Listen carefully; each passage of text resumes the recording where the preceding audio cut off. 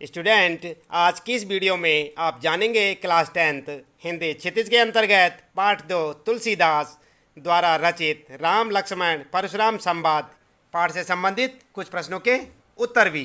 तो बच्चों, जैसे कि आप यहाँ पर देख सकते हैं, पहला प्रश्न यहाँ पर, परशुराम के क्रोध करने पर लक्ष्मण ने धनुष के टूट जाने के लिए कौन कौन से तर्क दिए। उत्तर होगा आपका, परशुराम के क्रोध करने पर लक्ष्मण ने धनुष के टूट जाने पर निम्नलिखित तर्क दिए। क्या तर्क दिए? बचपन में न जाने हमने कितने ही धनुष तोड़े, किंतु किसी ने कभी क्रोध नहीं किया। इस धनुष से आपको विशेष लगाव क्यों है? पहला तर्क ये दिया। दूसरा तर्क था, हमें यह असाधारण शिव धनुष साधारण धनुष की भांति ही लगा। और तीसरा तर्क दिया, श्री राम ने इसे तोड़ा नहीं, बस उनके छूते ही धनुष स्वतः टूट गया। यही सब तो कहा था ना लक्ष्मण ने। और चौथा कहा था कि इस धनुष को तोड़ते हुए उन्होंने किसी के लाभ व हानि के विषय में नहीं सोचा था। इस धनुष को तोड़ने में राम का कोई दोष नहीं है। इसके बाद दूसरा प्रश्न होगा आपके लिए, परशुराम के क्रोध करने पर राम और लक्ष्मण की जो प्रतिक्रियाएं हुई, उनके आधार पर दोनों के स्वभाव की विशेषताएं अपने अपने शब्दों में लिखिए। तो यहाँ पर आप देखें, उत्तर होगा आपका, राम स्वभाव से कोमल और विनयी हैं। परशुराम जी क्रोधी स्वभाव के थे। परशुराम के क्रोध करने पर श्री राम ने धीरज से काम लिया। उन्होंने स्वयं को उनका दास कहकर परशुराम के क्रोध को शांत करने का प्रयास किया और उनसे विनम्रता से बात की। लक्ष्मण राम से एकदम विपरीत हैं। लक्ष्मण क्रोधी और उग्र स्वभाव के हैं। लक्ष्मण परशुराम जी के साथ व्यंग्यपूर्ण वचनों का सहारा लेकर अपनी बात उनके समक्ष प्रस्तुत कर रहे हैं। वे इस बात की परवाह नहीं करते कि उनकी बातों से परशुराम और ज़्यादा क्रोधित हो जाएंगे। राम विनम्र, मृदुभाषी, धैर्यवान व बुद्धिमान हैं। वहीं दूसरी ओर लक्ष्मण निडर, वाचाल, साहसी और क्रोधी स्वभाव के हैं। इसके बाद आइए जानते हैं यहाँ पर तीसरा प्रश्न। लक्ष्मण और परशुराम के संवाद का जो अंश आपको सबसे अच्छा लगा, उसे अपने शब्दों में संवाद शैली में लिखिए। तो यहाँ पर आपका उत्तर होगा लक्ष्मण।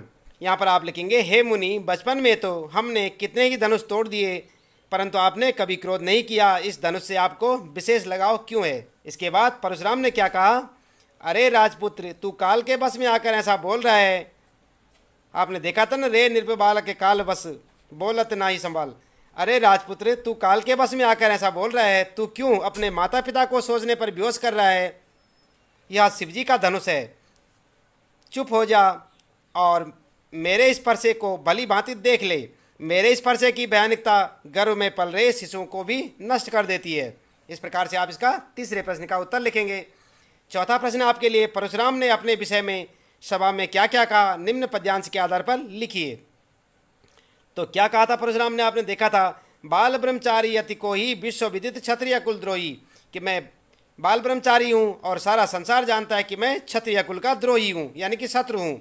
भुजबल भूमि भूप बिनु कीनी, कई बार मैंने अपनी भुजाओं से जो है राजाओं से भूमि को जो है राजा बिना कर दिया, यानी कि राजाओं से मुक्त कर दिया। विपुल बार मही देवन दीनी, सहस बाहु छेद निहारा, परसु बिलोकी मही पुकुमारा, मातु पिता ही जन सोच बस करसी महिष किशोर।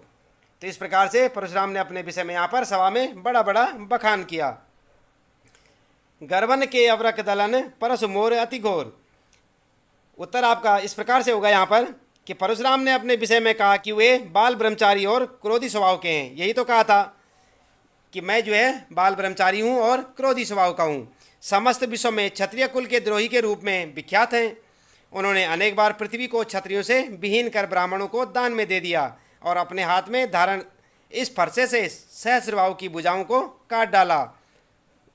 इसलिए हे नरेश पुत्र, यानी कि हे राजकुमार, मेरे इस फरसे को भली भांति देख ले। राजकुमार, तू क्यों अपने माता पिता को सोचने पर बेहोश कर रहा है? मेरे इस फरसे की भयानकता से गर्भ में पल रहे शिशुओं को भी नष्ट कर देती है।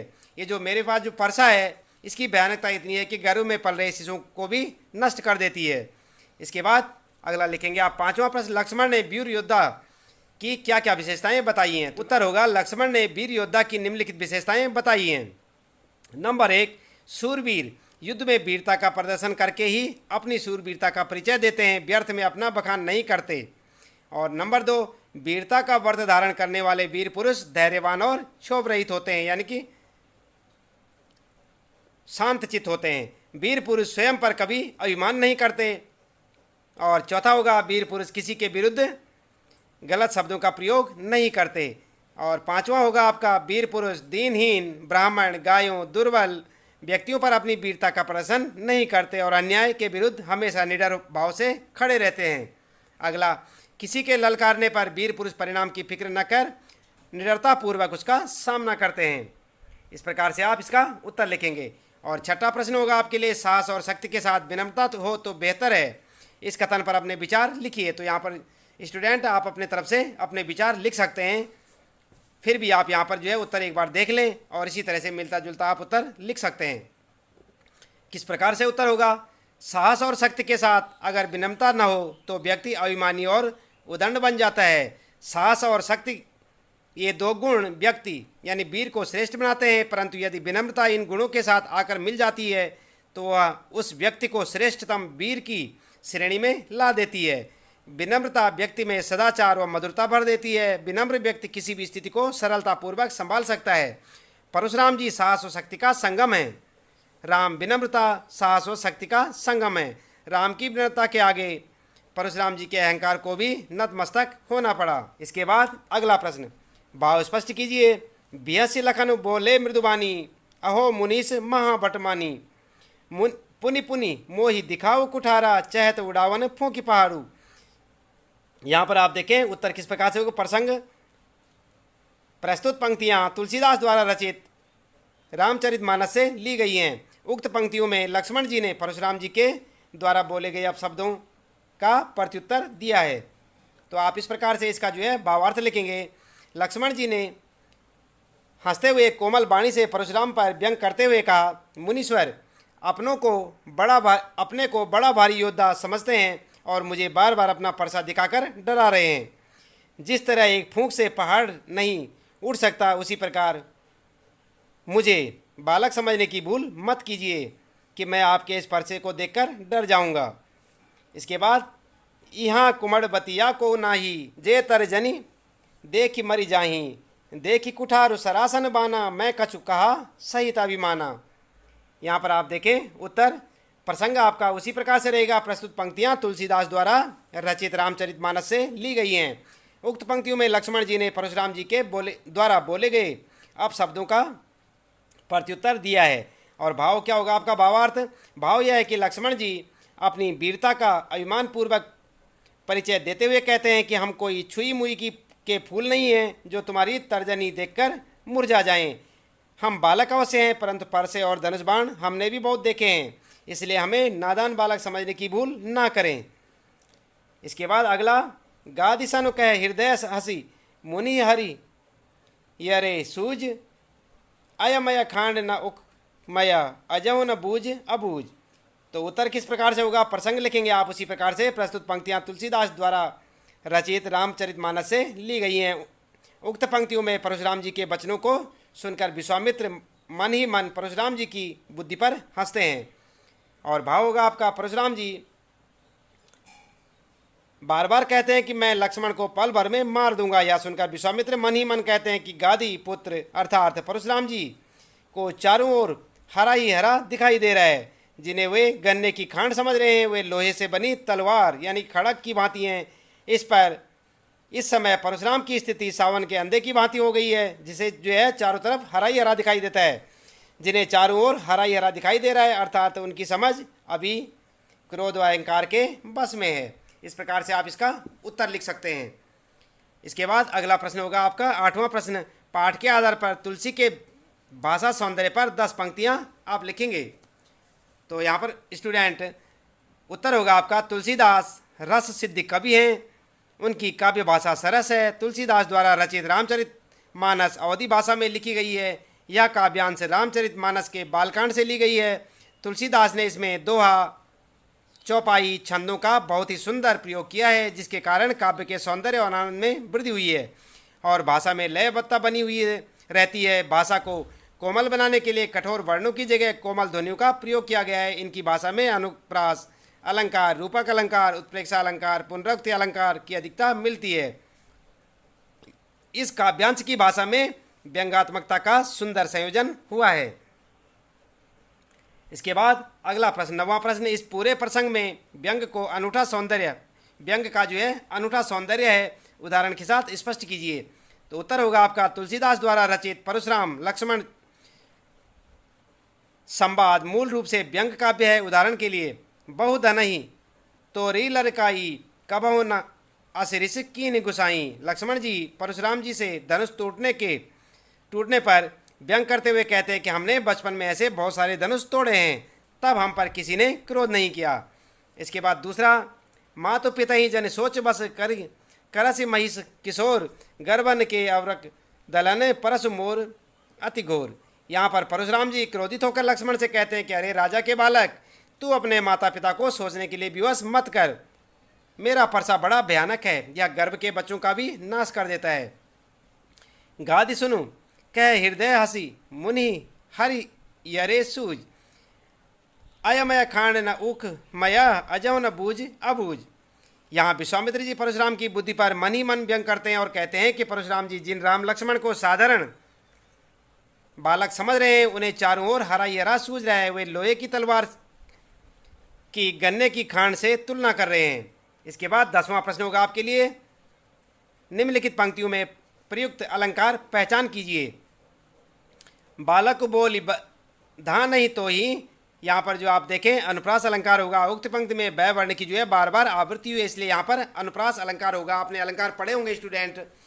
और अनुप्रास अलंकार में क्या होता है, एक ही वर्ण की जो है बार बार आवृत्ति होती है, वहाँ पर अनुप्रास अलंकार होता है। जैसे यहाँ पर आप देख रहे हैं, बालक बोली बधो नहीं तो ही, बै और बै और बै, यहाँ पर जो है बै वर्ण की जो है 3 बार आवृत्ति आप देख सकते हैं यहाँ पर। तो जब बार बार आवृत्ति होती है तो वहाँ पर क्या होता है, अनुप्रास अलंकार। कोटि कुलिस सम वचन तुम्हारा, यहाँ पर जो है आप देखें अनुप्रास अलंकार उक्त पंक्ति में कै वर्ण की 1 से अधिक बार आवृत्ति हुई है। देखें आप यहाँ पर कोटि और कुलिस में कै वर्ण की आवृत्ति हुई है, इसलिए यहाँ पर भी अनुप्रास अलंकार होगा। और उपमा अलंकार अगर कहा जाए तो कोटि कुलिस सम वचनों में उपमा अलंकार है। यहाँ पर आप देखें कोटि कुलिस सम, तो यहाँ पर अगर किसी दूसरे के साथ जो है तुलना की जाती है तो वहाँ पर क्या होता है, उपमा अलंकार, क्योंकि परशुराम जी के एक एक वचनों को वज्र के समान बताया जा रहा है। जब दूसरे के समान तुलना की जाती है तो वहाँ पर क्या है, जहाँ पर तुलना की जाती है वहाँ पर उपमा अलंकार होता है। तो इसलिए आप यहाँ पर उपमा अलंकार भी लिखेंगे। इसके बाद तीसरा प्रश्न यहाँ पर, तुम तो कालू हाँक जनु लावा बार बार मोही लागी बुलावा। यहाँ पर आप देखें उत्प्रेक्षा अलंकार है। काल हाँक जनु लावा में उत्प्रेक्षा अलंकार है, यहाँ जनु उत्प्रेक्षा का वाचक शब्द है। इसके बाद पुनरुक्ति प्रकाश अलंकार, बार बार में पुनरुक्ति प्रकाश अलंकार है, क्योंकि बार शब्द की 2 बार आवृत्ति हुई है पर अर्थ भिन्नता नहीं है। तो स्टूडेंट, आप अलंकार से संबंधित वीडियो देखने के लिए चैनल को सब्सक्राइब अवश्य कर दें और अलंकारों के बारे में पूरी जानकारी अवश्य लें। इसके बाद लखन उतर आहुति सरसी भृगुवर कोप कृषाणु बचन बोले रघुकुल भानु।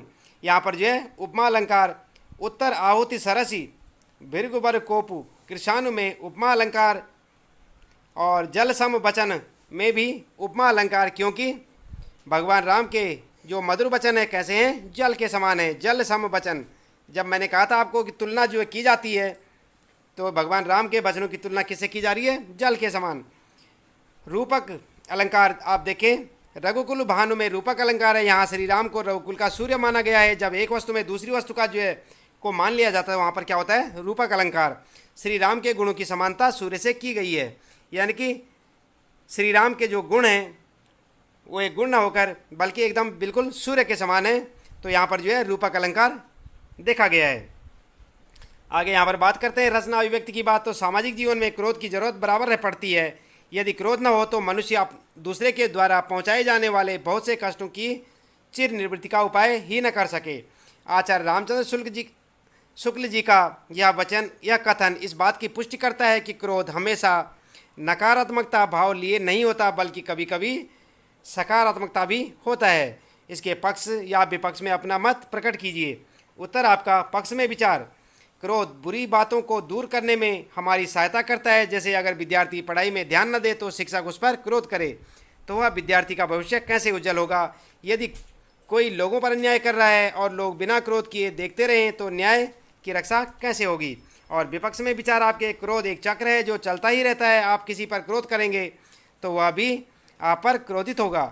उनका क्रोध देखकर आप और क्रोधित होंगे। इस प्रकार क्रोध में आप प्रथम स्वयं को ही हानि पहुंचाते हैं। क्रोध करने से आपकी सेहत खराब हो सकती है और समय का भी अपव्यय हो सकता है।